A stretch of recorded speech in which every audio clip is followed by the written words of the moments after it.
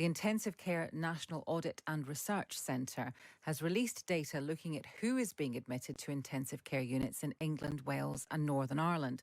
Dr Duncan Robertson is a policy and strategy analyst at Loughborough University, and he's been looking at the data. Good morning to you, Dr Robertson. Good morning. So what does the data tell us? Who is going into intensive care just now? Well, this is, as you say, for the 3 months up to the end of the year. And of course, since then, it's, got worse. But I think, it's to really dispelling this kind of myth that is just old people that are, affected by this. So the average age of adults, and this just covers adults, is around 60. So, but I think the striking thing is about a quarter are 52 or under. So it's, it is younger people as well who end up in intensive care. And of course, it's not a fair disease. Yes, it attacks older people disproportionately, but it also is a disease of the more deprived. So you're more likely to die from COVID if you are more deprived.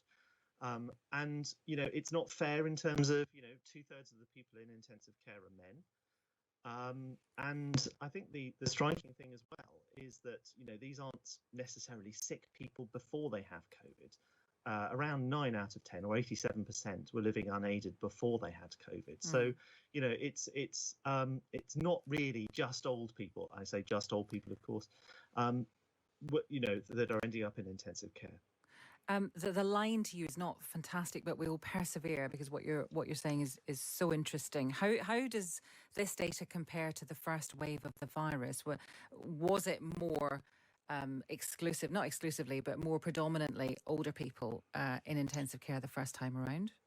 Well, what we saw in the first wave is, of course, it went into care homes, and that was, of course, a source of older people.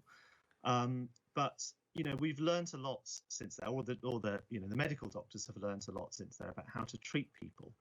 So the treatments are better, but of course, we're starting to see that average age go down as the beds in intensive care are restricted. So what we don't want to do is to really prevent people from getting the care that they deserve.